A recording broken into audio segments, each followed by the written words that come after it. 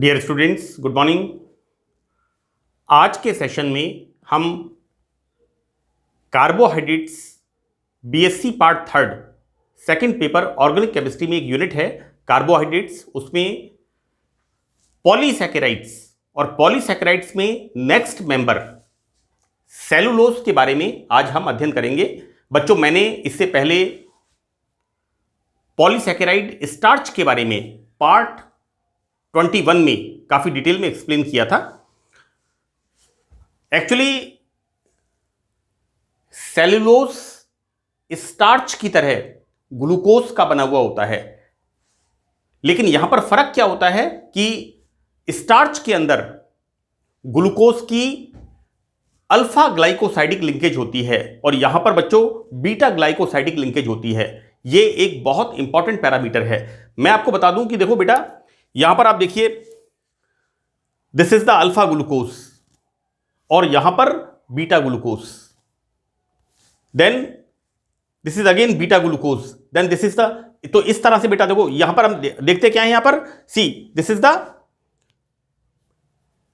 यहां पर देखिए ये ग्लाइकोसाइडिक लिंकेज इस तरह से, यहां पर ग्लाइकोसाइडिक लिंकेज इस तरह से। बेटा this is the alpha glucose, then this is the beta glucose, right. ये बहुत इंपॉर्टेंट है यहां पर कि स्टार्च और सेलुलोज दोनों ग्लूकोज के पॉलीमर हैं, लेकिन फर्क क्या है कि स्टार्च में ग्लूकोज की अल्फा ग्लाइकोसाइडिक लिंकेज होती है, जबकि सेलुलोज में बीटा ग्लाइकोसाइडिक लिंकेज होती है।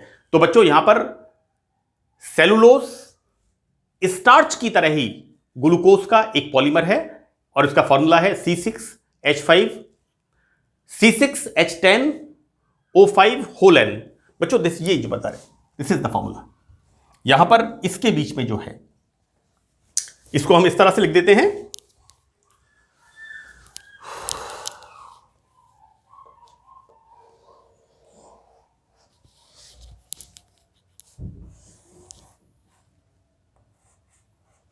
Like this.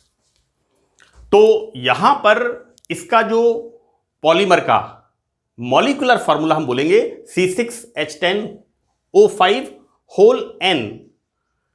Number of units, number of units कितना बच्चों, देखिए करीब 20,000 से 50,000 तक ये N होगा। लेकिन अब हम देखते हैं यहां पर यह है कि स्टार्च में जो ग्लूकोज यूनिट्स होती हैं, इन ग्लूकोज यूनिट्स में अल्फा ग्लाइकोसाइडिक लिंकेज, बिल्कुल सिंपल बात है बेटा, मैंने बार बार इस चीज को बताया है कि ये जो लिंकेज होती है दो ग्लूकोज इकाइयों के अंदर, इसे हम कहते हैं ग्लाइकोसाइडिक लिंकेज, और स्टार्च में होती है अल्फा ग्लाइकोसाइडिक लिंक बंधन द्वारा दो यूनिट्स आपस में जुड़ी हुई होती हैं, जबकि सेलुलोज में ग्लूकोज की इकाइयां बीटा ग्लाइकोसाइडिक बंधन में होती हैं। तो ये दोनों में फर्क होता है। दोनों ही पॉलीमर स्टार्च और सेलुलोज ग्लूकोज के पॉलीमर हैं, सिर्फ बॉन्डिंग का फर्क होता है कि ग्लूकोज के अंदर स्टार्च के अंदर ग्लूकोज की इकाइयां अल्फा ग्लाइकोसाइडिक लिंकेज से बंधी होती हैं, जबकि सेलुलोज के अंदर बीटा ग्लाइकोसाइडिक लिंकेज से ये यूनिट्स जुड़ी हुई होती हैं। बच्चों यहां पर सेलुलोज प्लांट सेल्स का मुख्य अवयव है। मैंने आपको बताया था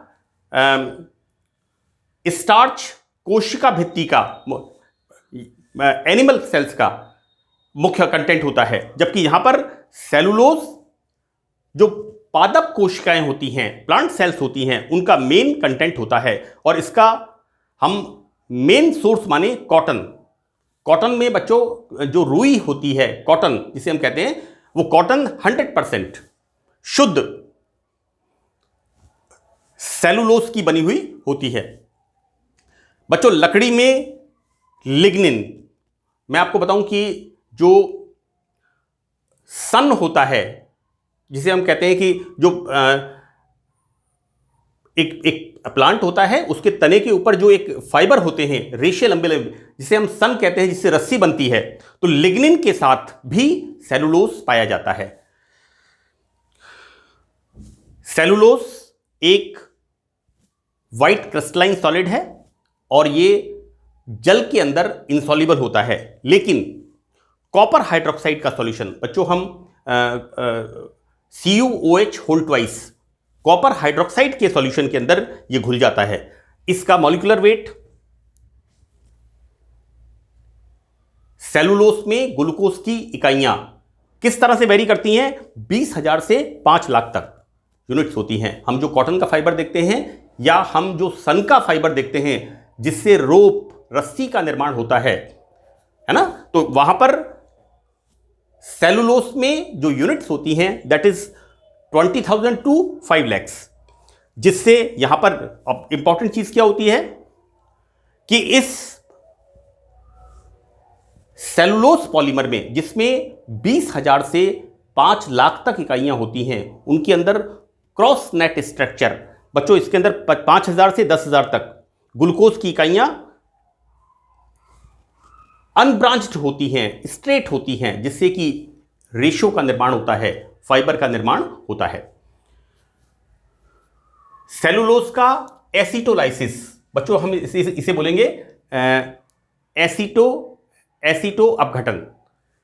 सेलुलोज का जब एसिटोलाइसिस करते हैं तो बच्चों यहां पर इससे बनता है cellobiose octa acetate. You know this is the, ये यूनिट होती है,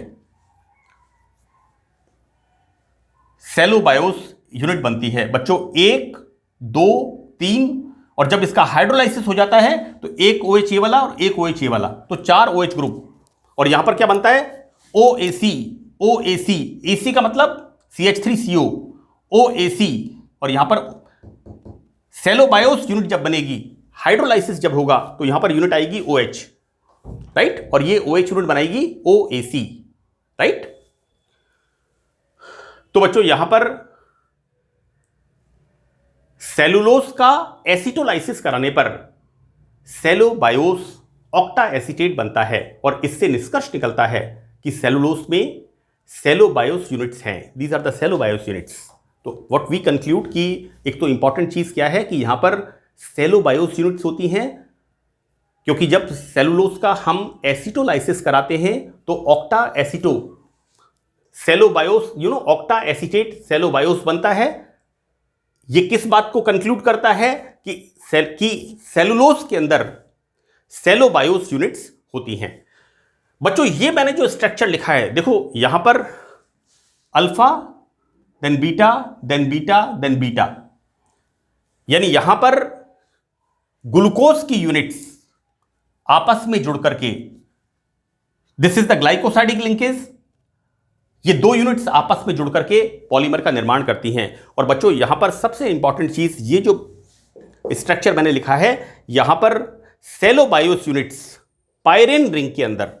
अब आपको इसमें मेन चीज ध्यान क्या रखनी है, देखिए एक यूनिट के अंदर ऑक्सीजन इधर है, दूसरे में नीचे की तरफ है, फिर ऊपर है, फिर नीचे है, राइट। यहां पर देखिए बच्चों इस तरह से ग्लाइकोसाइडिक लिंकेज, एक ऊपर है एक नीचे है, एक ऊपर है एक नीचे है। तो इस तरह से आपको यहां पर जो ग्लूकोज है उसके पायरेनोस स्ट्रक्चर को इस प्रकार से लिखना है जिससे कि आप यहां पर बीटा ग्लाइकोसाइडिक लिंकेज सेलुलोज में ग्लूकोज इकाइयों के बीच में आप दर्शा सकें।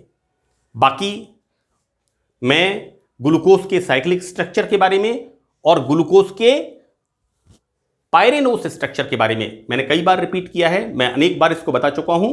तो यहां पर कार्बोहाइड्रेट्स हमारा समाप्त फिनिश होता है, पार्ट 22, ये इसका लास्ट टॉपिक था। So that's all, thank you very much.